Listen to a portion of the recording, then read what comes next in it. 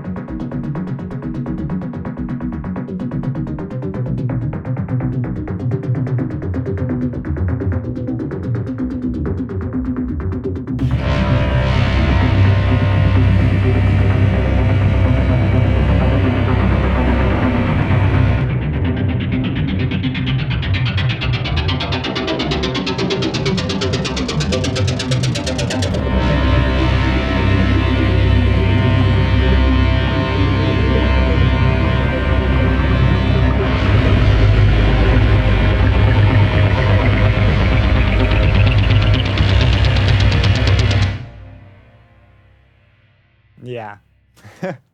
So the Filterverse is what makes all this work. It is a collection of basically filter types, but there's a lot of stuff in here that sort of blurs the line between filter and some other type of effect. For example, Polyverse also has a reverb called Comet, and Space is sort of based on that. And this one, I'm messing with this one called Coils, which models the behavior of coils and a physical spring. This particularly does extremely well at things that deal with noise. The brass that comes in here, this brass, that is also on a Filterverse, and it is just on a preset called the Coils Wah. And it sounded really dope on brass. I was just looking for something that sounded cool, and I went with this one. So I'm not going to dive into this one because it's just a preset that I found. I didn't make this one.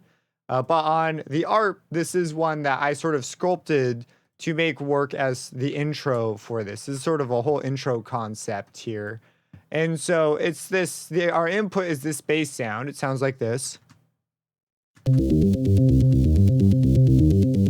That's it. Now, the bass sound does have a few properties unique to the bass that are not part of Filterverse. So everything down here is Filterverse.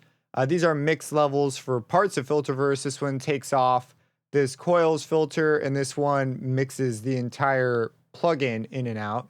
But over here, we have some stuff unique to the way the patch is being generated. There is a filter that's coming up and down. So that's going on there, and it opens up over time. On the top, we've got two controls here for unison, and this just makes it vary every time. So if we start over here when the controls are low, and they all sort of build together. And over here, they sort of move in opposite directions. The phase, I just kind of want to continually be moving, changes how the waveform hits every single time. The pitch thickness is an actual timbral change that occurs within the sound, making it sound, I call it like more of a fuzzy sound, however you want to call it. A high pitch thickness is going to be like how you get some of these like big detuned lead sounds. But in this case, I'm reining it in to what I think sounds good.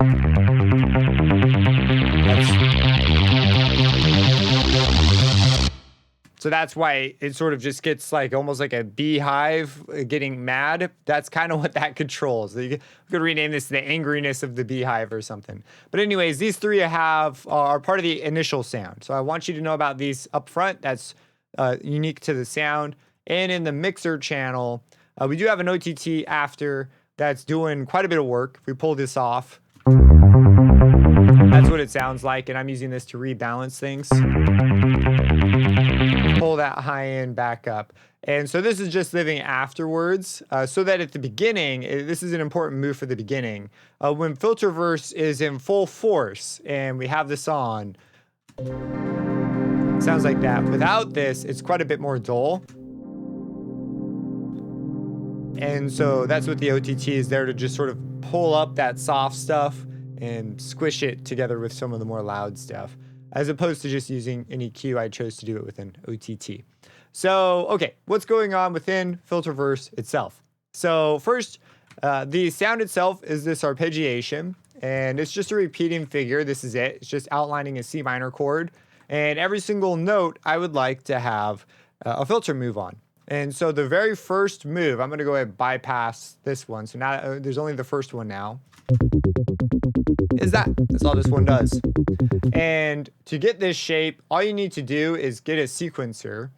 And we'll choose a sequencer, give it a bunch of just max values, and then take your shape and just bring it on down until it moves down. And then to make it monopolar, because right now it's bipolar, you can click this right here, makes it monopolar, and there you go. And so you get that shape. So it's a pretty easy shape to get. And with this shape, I'm simply moving the cutoff on and off very quickly. Basically, it's all it's doing. If we click, we can see here the sequence. So if you're unfamiliar, you click these areas with these little waveforms, and they let you control what is being modulated. Filterverse, man, over supermodal, holy cow, you have so many more modulation slots. It's like, oh wow, you can connect this to all kinds of stuff. Anyways, that is what is going on in the first filter slot. In the second filter slot, we have coils. This is where the madness begins. Coils emulates a physical spring using comb filters and other magic under the hood, I'm guessing. There's a little description if you go in for each of the types that you can pick for what each one specializes in. And this does really great at high resonant values of giving you like these really ethereal kind of tones. And as you bring the resonance down and mess with the damping and the twist, it's almost like you have an angry reverb on your hands, maybe a reverb with too much going through it. And it could create this really cool resonancy mixed kind of wall of noise is how I looked at it in this case. So we start off with a very high resonance value, and this is going to back off over time, but this is what creates that really ethereal tone accompanied with a very short damping value. So you're going to notice the damping is going to climb and the resonance is going to fall, and that's going to be one of the major drivers for this effect. Then there's this twist value. So let me mess with the twist value while it's playing so you sort of hear what it does.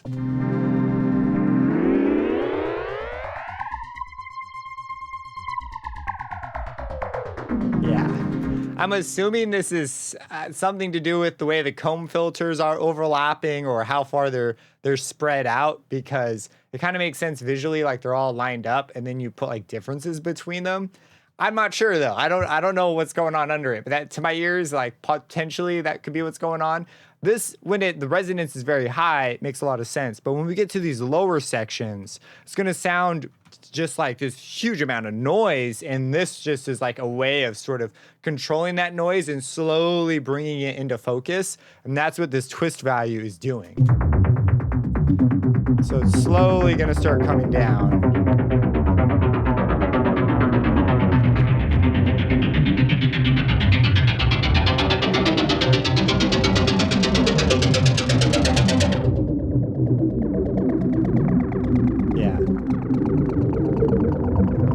Slowly aligns.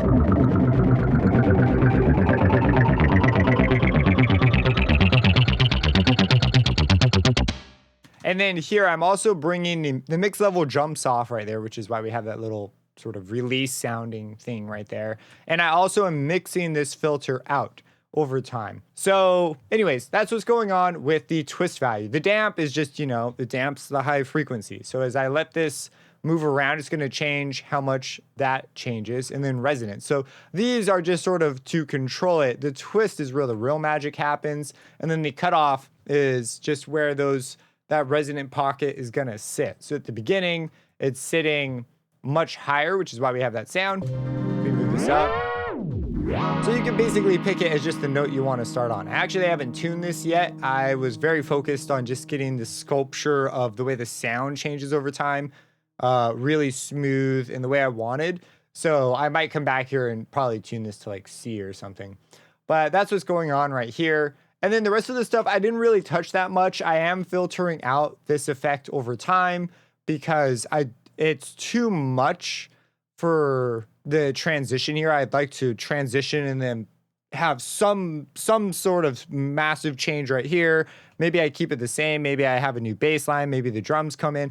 I don't know. but I've got there now, and I really like how we got there, and it's kind of surprising how much work this one sound does. What do you think? Let me know down below. Would you change something? Would you add something? Is there something you'd be interested in doing with Filterverse you'd like a video on? Let me know. Subscribe and hit that bell icon for future videos, and have a blessed day.